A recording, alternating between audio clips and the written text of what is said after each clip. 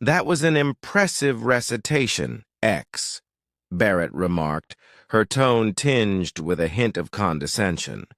But I wonder if you truly grasp the concepts, or if you've just memorized some phrases.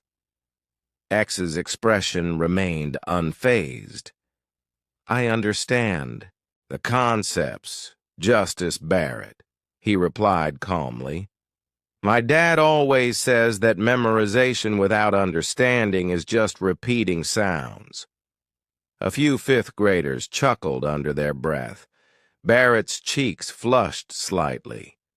The 5-year-old displayed an impressive level of poise under pressure. Well then, Barrett continued, let's see how well you can apply them in our mock trial. Since you seem eager to participate, I'll have you take part. She addressed the entire class. Here's our case. A student wore a T-shirt with a politically controversial message to school. The principal demanded the student turn the shirt inside out, claiming it was disruptive. The student's parents are now suing for a violation of the First Amendment. Barrett assigned roles to the students, deliberately giving X the most difficult position. X, you'll be representing the school district and defending the principal's actions. You'll need to argue why this was constitutional. She expected him to stumble at this challenging task. Defending restrictions on speech was nuanced and involved a deep understanding of precedents. The other students looked at X with a mix of sympathy and curiosity. We'll begin in 5 minutes, Barrett announced. Prepare your arguments. While the children huddled in groups to discuss their roles, Barrett observed X sitting alone with his eyes closed, deep in thought. He wasn't writing anything or consulting with anyone. What was he doing? As the mock trial started, the student and their lawyer presented a passionate argument about free speech and political expression. The 5th grade lawyer did well, referencing Tinker v. Des Moines to support their case for student expression. Then it was X's turn. Barrett watched closely, expecting embarrassment or confusion from the 5-year-old. X stood up, walking toward the podium, which was almost as tall as he was. Barrett gestured for him to begin.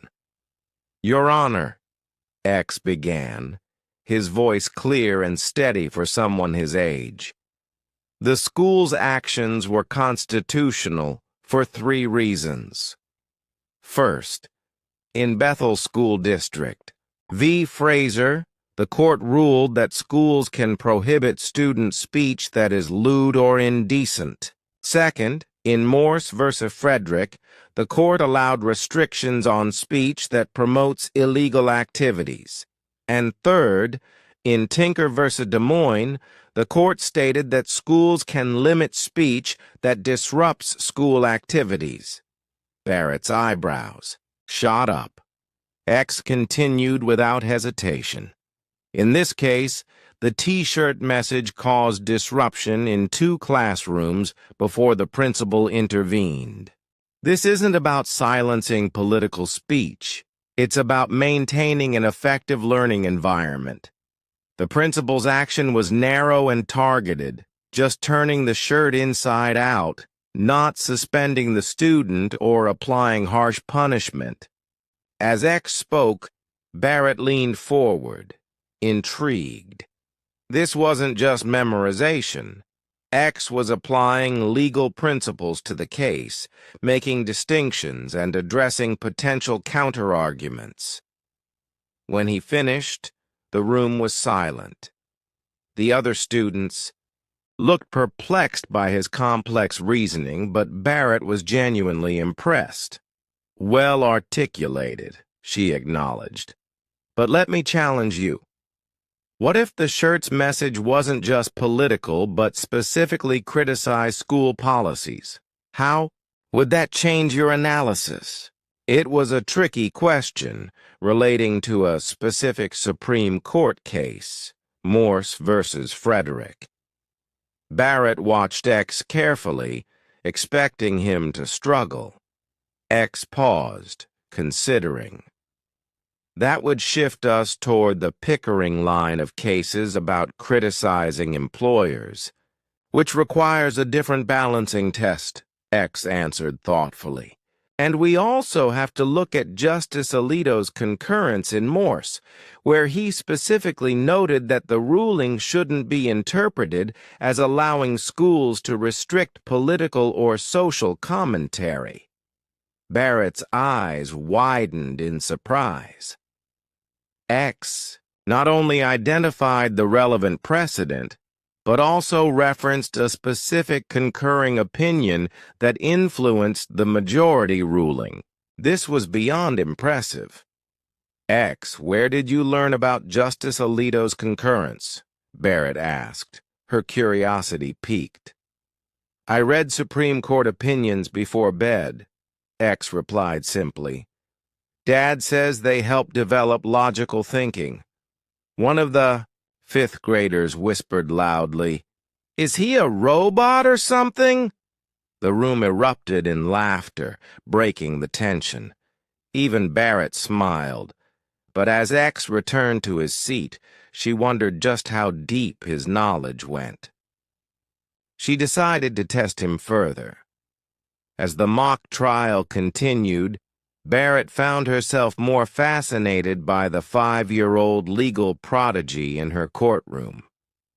When the trial concluded with a victory for X's side, Barrett addressed the group. You all did wonderfully today. Now, before we finish, I'd like to try something different, a legal lightning round. She smiled, preparing to pose some difficult constitutional questions. I'll ask tough questions, and if you know the answer, raise your hand.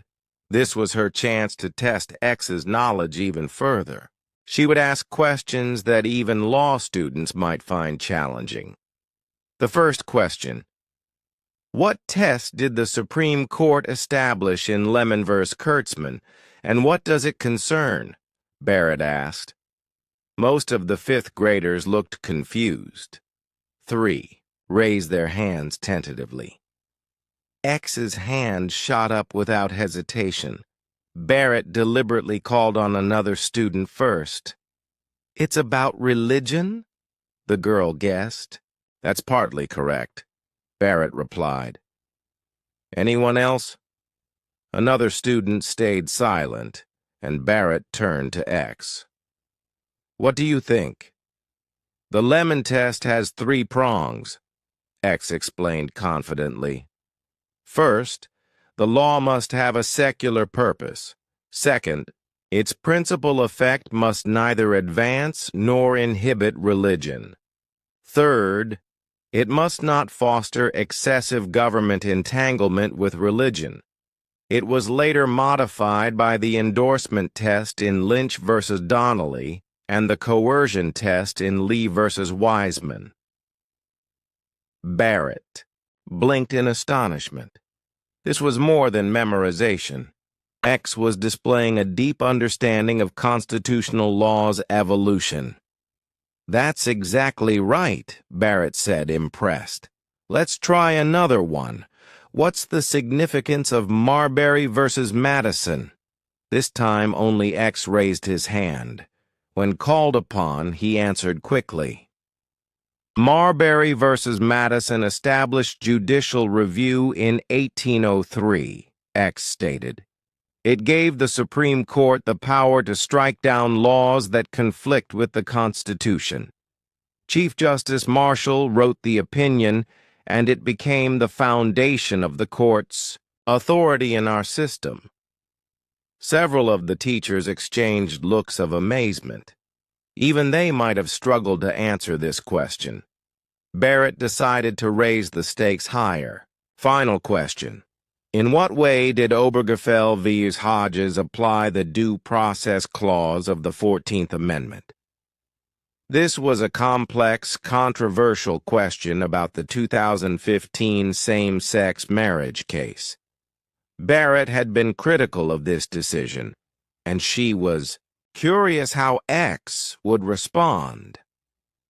X raised his hand, his expression thoughtful. When Barrett called on him, he answered carefully.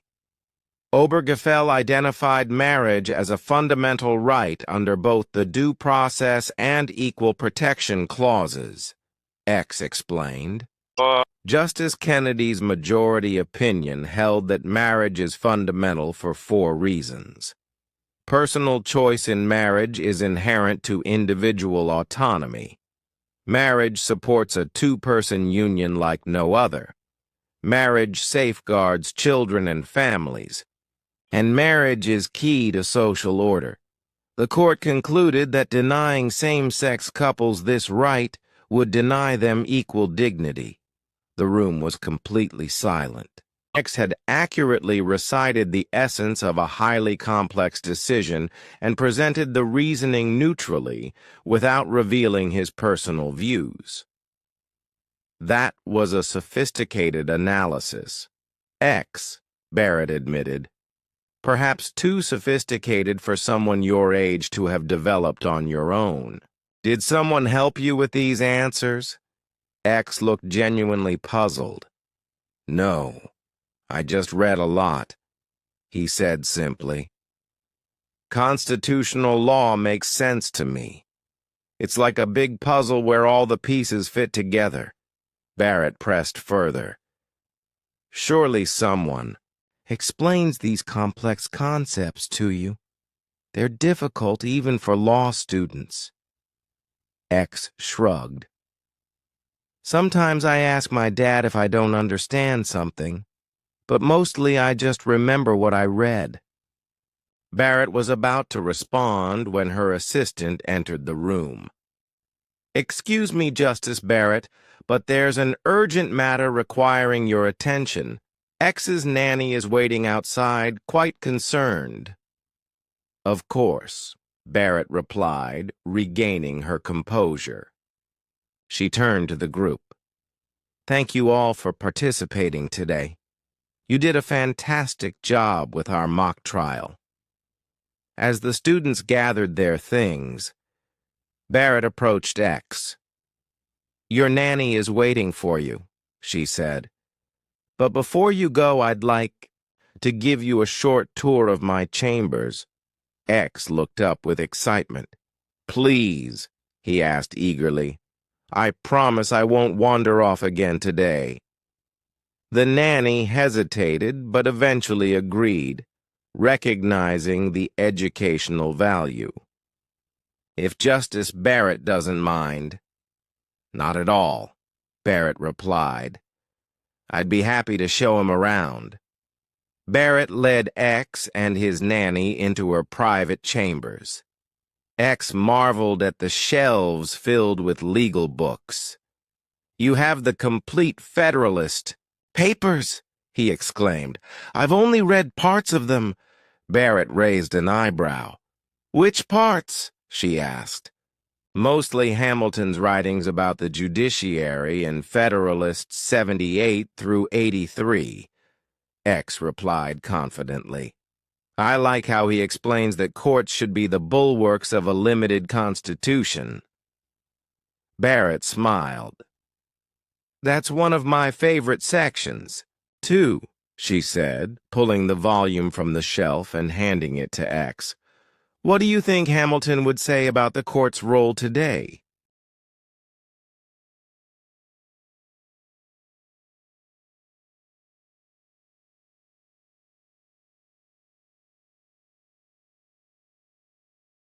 X thought for a moment.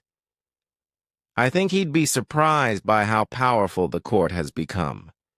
He called it the least dangerous branch, but now its decisions affect everyone. Before Barrett could respond, she noticed a file on her desk. It was one that shouldn't have been left out. As she tried to slide it into a drawer, X noticed the case name on the folder, Is that the Harrison vs. Thompson educational rights case? X asked innocently. Barrett froze. Harrison vs. Thompson was a pending case about educational accommodations for gifted children. How could X possibly know about it? Where did you hear about that case? Barrett asked carefully. X looked sheepish. I read about it online. Dad and I were researching education rights because... He trailed off. Barrett's mind connected the dots. Because it affects you personally? X nodded slowly. The school says I'm too young for their advanced programs, even though I passed all their tests. Dad says it's age discrimination. Barrett realized everything at once. X wasn't just a legal prodigy. He was personally affected by a case that might come before the court. His knowledge wasn't merely academic, it was personal.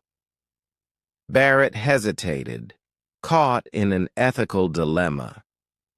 She couldn't discuss a pending case, but her sympathy for X was undeniable. I can't discuss specific cases, Barrett said gently.